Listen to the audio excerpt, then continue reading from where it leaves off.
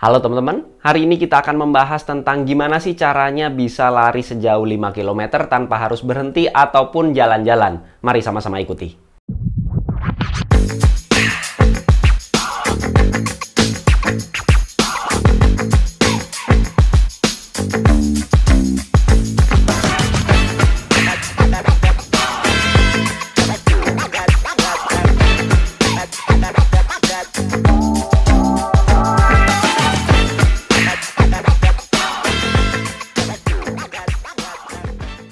Sebelumnya saya ingin ngasih tahu terlebih dahulu bahwa saya ini bukan atlet, saya juga bukan pelatih ataupun trainer, jadi apapun yang saya sebutkan dalam video ini adalah murni pendapat pribadi saya sebagai pelari jelata. Bagi teman-teman yang masih belum subscribe, klik tombol subscribe yang warna merah yang di bawah ini biar saya makin semangat membuat video-video yang bermanfaat buat teman-teman sekalian, dan biar nggak ketinggalan kalau misalnya saya upload video baru tentunya seputar dunia lari. Di tahun 2022 ini siapa yang punya resolusi bisa lari sejauh 5 km? Tentunya tanpa harus berhenti ataupun disertai dengan jalan. Mungkin terdengar mudah bagi teman-teman yang sudah lari lama gitu ya, yang sudah terjun di dunia lari itu agak lama, ataupun bagi teman-teman yang biasanya lari sampai 10K, half marathon dan sebagainya, 5K terdengar pendek atau mudah.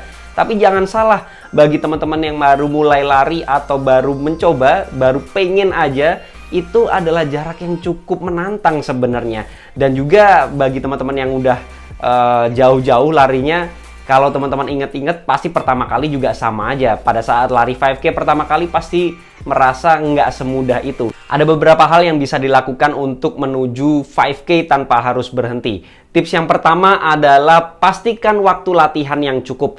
Jadi kalau teman-teman pemula, ada dua kategori nih, pemula itu ada yang pemula di lari atau pemula bahkan di olahraga. Mungkin kalau teman-teman yang berangkat dari nol, basicnya nol itu berarti dari kaum rebahan sebelumnya, kemudian mencoba untuk beraktivitas fisik, terutama dalam hal ini adalah lari gitu ya. Jadi kan basicnya nol sama sekali nih, nggak pernah aktivitas fisik sama sekali. Itu waktu yang paling tepat kemungkinan sekitar 10 mingguan.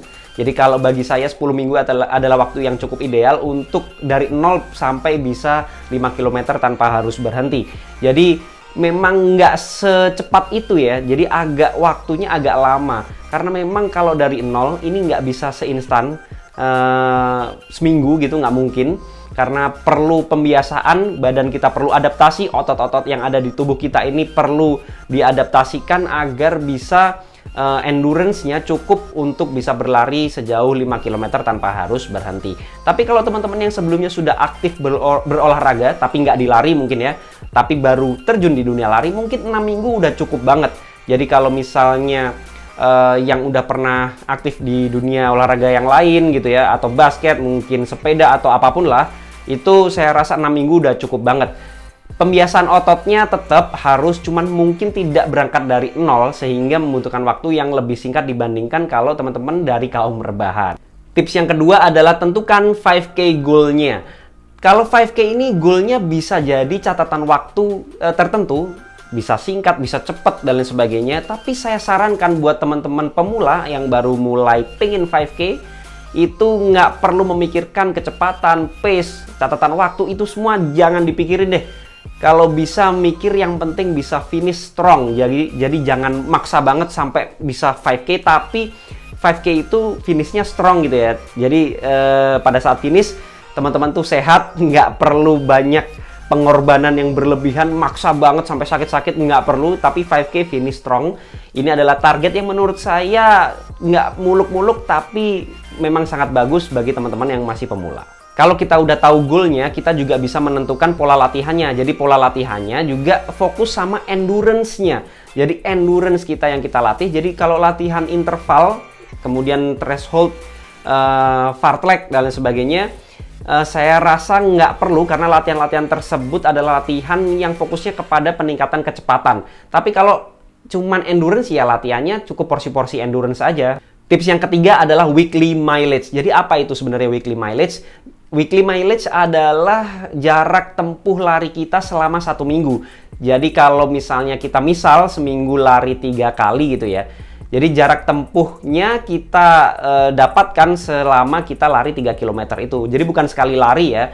Kalau misalnya 5K, mungkin weekly mileage-nya cukup 7-8 km aja, nggak usah berlebihan. Jadi teman-teman sekali lari misalnya 3 kali seminggu, jadi bisa mungkin 2,5 km, kemudian 2,5 km, kemudian sisanya 2 km atau 3 km, atau bisa juga dalam 3 kali latihan ini, 3 kali lari dalam seminggu ini, yang paling banyak adalah yang yang di akhir minggu atau di weekend gitu ya. Jadi mungkin 2 km, sisanya ini sudah 4 km, sisanya mungkin bisa 3 atau 4 km, seperti itu. Jadi weekly mileage ini harus terpenuhi dalam 1 minggu. Itu harapannya juga sama, agar pada saat kita berlari 5K harus mampu finish strong. Jadi bukan berarti kita larinya tuh kalau hari ini sekilo, besok harus 2 kilo, besoknya lagi 3 kilo, 4 kilo, nggak seperti itu caranya. Tapi cukup dengan sistem weekly mileage, targetnya berapa terpenuhi. Jadi weekly mileage-nya kalau cukup, saya rasa nanti di akhir latihan 5K akan dapat terpenuhi. Yang keempat adalah konsistensi. Mungkin bagi teman-teman yang masih baru mulai, ini adalah hal yang cukup signifikan pentingnya, karena kalau sudah terbiasa, kemudian sudah menjadi gaya hidup, udah sehari-hari lari, mungkin nggak berat ya, dan 5K ini bisa menjadi makanan sehari-hari. Tapi kalau misalnya baru mulai, konsistensi ini prioritasnya yang sangat luar biasa. Jadi kalau misalnya teman-teman konsistensi dalam latihan 10 minggu itu atau 6 minggu, saya rasa 5K pasti dapat diraih, pasti sudah di tangan kalau misalnya konsisten. Tips yang kelima, menjelang pelaksanaan lari atau 5K-nya itu sendiri, rest day-nya. Jadi kalau semua tadi adalah tahap persiapan atau latihan. Jadi sebelum kita lari, kita harus menentukan gear pada saat kita pakai untuk berlari 5 km. Mulai dari kepala sampai bawah. Jadi mulai topi, kalau misalnya pakai topi ya. Kalau nggak ya nggak masalah sih. Mungkin kacamata kalau yang butuh. Kemudian jersey-nya, celananya, kaos kakinya, sepatunya, semuanya harus dipikirkan. Karena kalau misalnya kita menggunakan yang tidak mendukung, seperti kita misal pakai jaket lah, kemudian celananya juga nggak nyaman dan bikin pada saat kita lari 5K ini kepikiran, seperti itu alangkah baiknya dihindari. Jadi kita gunakan outfit ataupun gear lari kita memang yang maksimal untuk kita melaksanakan 5K. Semoga 5K-nya ini bisa teraih kalau misalnya mood kita bagus dengan didukung dengan outfit yang memang sudah kita pilih atau menjadi favorit kita. Terutama di sepatu. Sepatu ini sangat penting, kalau bisa nggak perlu yang mahal ya sebenarnya. Yang penting yang bisa digunakan untuk berlari. Tapi bukan berarti yang sepatu futsal, kemudian sepatu basket. Ini kan ada pengkhususan tersendiri. Alangkah baiknya sepatu yang memang bisa digunakan untuk lari atau lebih baik running shoes. Tips yang keenam adalah tahan nafsu kalian pada saat rest day. Jadi kebanyakan pelari pemula kalau misalnya lagi 5K ngebut di awal, kenceng di awal, pace-nya tinggi banget di awal, tapi tengah ke belakang amsyong, jadi nggak ada apa-apanya, langsung habis, nggak sampai ke 5K, pasti nyesel banget. Jadi manajemen pace itu sangat penting. Kalau dari awal konsisten, tengah sampai ke akhir, itu akan jauh lebih baik dan kemungkinan kita bisa mendapatkan 5K tanpa berhenti akan jauh lebih besar. Jadi ditahan di awal karena memang semangatnya dan tenaganya masih tinggi di awal. Jadi nafsunya yang ditahan, jangan sampai habis di awal tapi tenaga buat akhirnya sampai ke 5K-nya nggak ada. Percuma dong. Jadi ditahan di awal, kemudian bertahan dan endurance-nya dipakai sampai ke 5K. Ini adalah hal yang cukup penting untuk pelari pemula.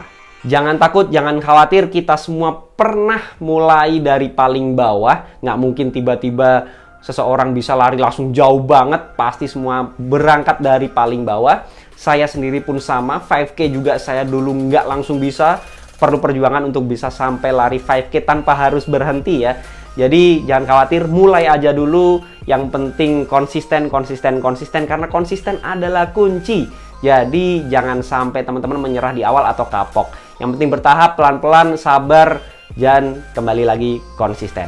Mungkin itu saja yang bisa saya sampaikan di video ini. Kalau ada koreksi, masukan, pertanyaan, dan juga pembahasan, bisa langsung sharing di kolom komentar. Jangan lupa subscribe channel ini biar saya makin semangat untuk membuat video-video yang bermanfaat buat teman-teman sekalian. Assalamualaikum warahmatullahi wabarakatuh.